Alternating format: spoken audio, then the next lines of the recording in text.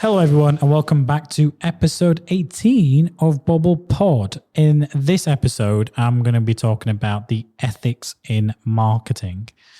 But before I begin, as always, thank you for listening and subscribing. So if you're new to the podcast and listening for the first time, don't forget to like, follow, and subscribe on all our major podcast platforms, streaming platforms, as we call them, Spotify, Apple, etc. And you're on YouTube, as always. Hello, YouTube. I haven't changed my hoodie this time round. But do follow us on YouTube and click on the bell, subscribe notification to get notified when the episodes come out. Our episodes come out every Tuesday. They're always around about 20 minutes long, and I think it's good, digestible content. But enough of that. Let's get into the episode. So in this episode, I'm going to talk about ethics in marketing. And this topic kind of came up from another dialogue conversation from LinkedIn. So we're going to talk about the Burberry campaign. So Burberry did a recent clothing line campaign for kids, but they featured a young Sikh boy as part of their modeling and photo shoot campaign, which I'll be honest with you was, for someone who comes from a young Sikh, who was a young Sikh boy and never really saw elements like that comes from a Sikh background and faith, I thought that was amazing. To see a brand like Burberry do something like that was absolutely fantastic. And it makes you proud. And that's what I talk about, representation at all levels. And it should be done. And all voices should be heard. And all people should be catered for. Because we're a planet of humans, not individuals. You know what I mean? And we're human first, more than anything else. And, it's composed of so many amazing different, opinions, how you see yourself from a gender perspective, how you see yourself from a religious perspective. And I think if you embrace that, it's better for the world than to be against certain subsects or anything like that. But Burberry did a great campaign, and I ended up sharing the backstory to the Burberry campaign, which was a BBC article on LinkedIn. And this is the power of LinkedIn, people. So all I did was share that story, which is Sikh boy and Burberry modeling first. And I just put seeing Sikh representation by brands like Burberry is amazing. To think this is a modeling first too, absolutely love everything about this, with a couple of clapping emojis. And that post, even though I had a few lines, has had over 88,000 impressions, nearly 1,600 engagements from people liking, loving, or supporting it, 32 comments and 19. But it was one of the comments that made me think of this topic of ethics in marketing, because one of the comments that came from a gentleman was, agreed, but using a 4-year-old to sell Burberry, surely not. At which point I was slightly confused by it. I was like, well, it's a kids clothing range. You would use children when you're promoting kids toys and kids clothing. I mean, all brands do it, whether you're TU clothing from Sainsbury's or Asda George, through to whether you're John Lewis and the John Lewis ads. And I said, I actually replied to that, I'm not clear here in terms of what your issue or opinion or argument is. Is it that Burberry using a 4-year-old boy to sell advertised clothes for a 4-year-old boy? ? And I went, well, if it's that, by logic, should John Lewis not include children in their next Christmas campaign to sell John Lewis as a brand? At which point he was able to clarify it, and I liked the response. He said, no, just against high fashion for kids. That's it. And I was like, that makes sense. And I felt there are times I feel like there are some moral times when children should not be used in advertising. And I guess it's harder for me to see because I work client and agency side. So I said it's harder for me to see that point of view as I'm looking at inside out as opposed to outside looking in. And I actually said to him, you've given me a topic idea for one of our podcasts called Ethical Marketing, which is where this podcast episodes come from. So I'm not going to mention his name, obviously privacy, and we don't want to enable people, but I will be tagging you into this one. And I will be sending it to you because you gave me the opportunity to write this, because you made that comment and made me think. So thank you for that. So yeah, so it made me think ethics in marketing, because as good as that campaign is, high fashion kids, should we really be exploiting that in a time where, people are struggling to heat their homes and, we're, showcasing it, potentially. There's a great quote from, have you seen the film Wall Street? I'm trying to think. I don't think I have. What was it? Wall Street. And then there was a remake. Well, there's a sequel that came out. It was like Wall Street, Money Never Sleeps. and it's got I forget his name. I forget his name. Oh, this is going to be bad because we're not going to edit this, so I've already forgotten his name. Martin Douglas? No, it's not Martin Douglas. It's not the comedian Doug Stanhope. No. But anyway, there's trust me, there's a film called Wall Street. It's a great film.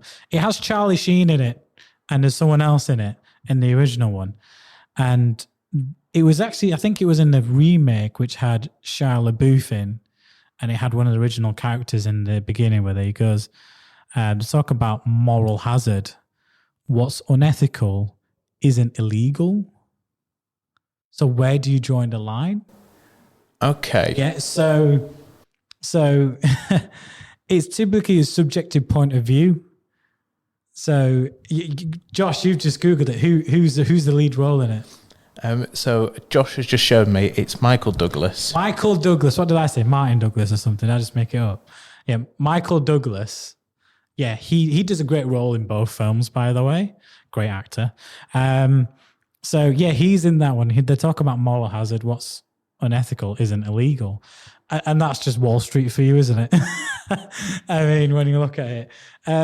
But it made me think about ethics in terms of like, well, what Burberry did was great. It was a campaign targeted to children. They brought in diversity and representation into it to a high street brand. But then I can understand you exploiting children to a degree to promote high-end fashion where, again, you have accusations made against brands like Apple that were accused of, child labor and stuff like that in terms of where the products come. So the ethics in marketing goes beyond just the marketing campaign. It goes to the marketing of how you market yourself as a business. So some of the things we do to try to show that we're ethical as a company, and I've talked about this before, is Rainforest Trust. So we've saved we've helped protect well over 1,000 acres. And I'm all about prevention of cutting down rainforests and trees.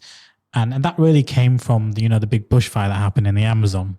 It made me want to, and seeing that on TV and seeing as we called it, the lungs of the earth burn.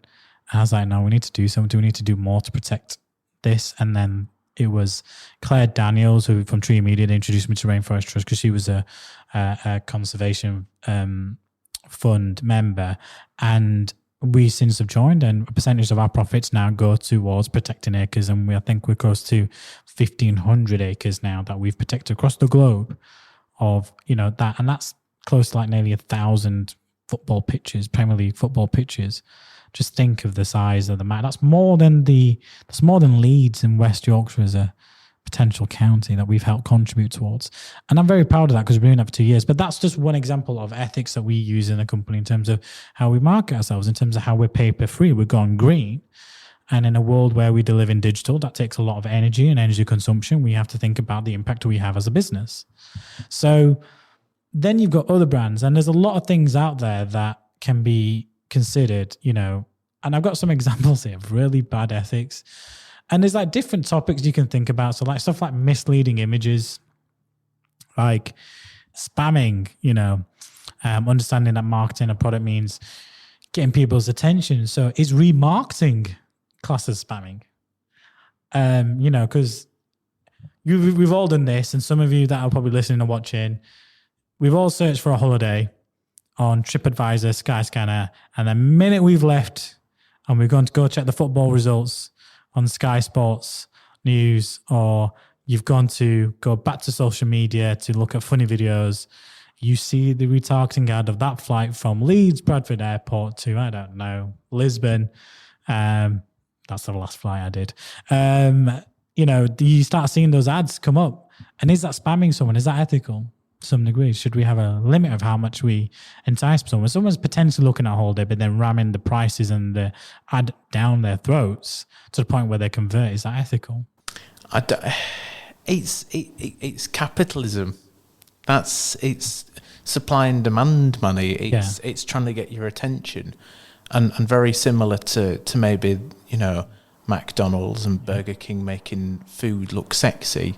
Yeah. Maybe they're trying to make that destination you've looked at and sort of gone, do I have the money in the back pocket to pay for that right now? Yeah. Show the picture of Lisbon, or Tingaki in Greece, or roads, for example. Yeah. Maybe that's the case. You know, I'm guessing there's no rules to not allow it. So The one that sticks out more is twisting facts. Some companies will twist facts when they market their products. One example is vitamin water. They market their products as something healthy compared to soda when in fact it was filled with 8 teaspoons of sugar in a single bottle.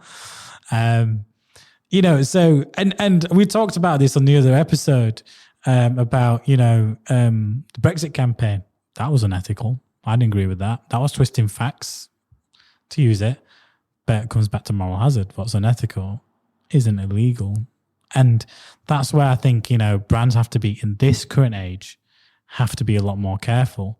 Like hidden fees, like affordable rates, and you see that, so much on, you know, payday loans, and you see the fees, it's astronomical. I remember working with a payday loan company at a previous agency, and when I saw the rates, I actually felt bad working with the client because I'm like, you're going to charge and rip people off for this, and they can because that's how it is. Smearing competitors, you can't do that. Actually, I saw a great example recently, which was it Bird's Eye? It might have been Bird's Eye. I might get it wrong, but there's an ad on a billboard right now, and it says it portrays KFC's finger licking good, but the bucket's mostly covered, but the stripes are the same, and it says finger, and that's it. But the rest is covered by the vegan option, and it's a play on ad. I will try and find it, and we'll get we'll get an image up on YouTube, and I'll send it over to Josh. So when if you watch on YouTube, you'll see an idea. That was genius. But is it unethical? Because are KFC going to come something to it? Because although it doesn't mention KFC, although there's no KFC branding, logo on there or name on there, it says finger, and then that bit's cut off. Most of the box is cut off, and there's a box of chicken in red and white standard box, which is a KFC style box. So they're kind of portraying that kind of brand guidelines from KFC to say, you know, it's finger licking good, but the licking good is in their brand, and then for their vegan alternative. I thought it was a very, very smart outdoor campaign. But is that unethical to smear another competitor? This whole topic made me look at different things. And there's a list of 21 here. Exaggeration, no scientific data, false advertising, misleading sale, scare tactics, discrimination, proper credentials, body shaming, negative content, not being eco-friendly, celebrity endorsements, stereotyping, employee maltreatment. 21 examples of unethical marketing. And I was thinking, well, actually, there's some things that I've done which might fall into that category in previous work, not with clients I work with right now, but, you know, I'm very experienced in this industry. But then there's also examples of good marketing, and you've got probably the best one I can give you is the Farmers Direct campaign with Co-op. I don't know if anyone's aware of this one. If you've ever watched one of those food documentaries on Netflix about industrialized agriculture, you already know that farming is not only one of the hardest jobs in North America or in the UK, it's also one of the most unethical industries, from corporate strong arming through to family-owned farms by huge corporations being object to cruelty, misery, infliction of livestock. Farming is a far cry from what it used to be. And a lot of our packaging from supermarkets is all from local elements. But Farmers Direct Co-op did a great campaign where basically the cooperative network of more than 60 privately owned and operated farms across southern Alberta, Manitoba, if I get that right, and committed to truly sustainable agriculture and responsible environmental stewardship. So Co-op affiliated with several organizations work with a focus of sustainable farming, including the Conushipa Institute and the Fair World Project. In terms, what Farmers Direct actually sells is Co-op's produce is certified organic, includes produce such as beans, peas and oats, all to sold at whole food locations across North America. But, you know, great campaign overall for that one. The question here is, how did it use ethical marketing?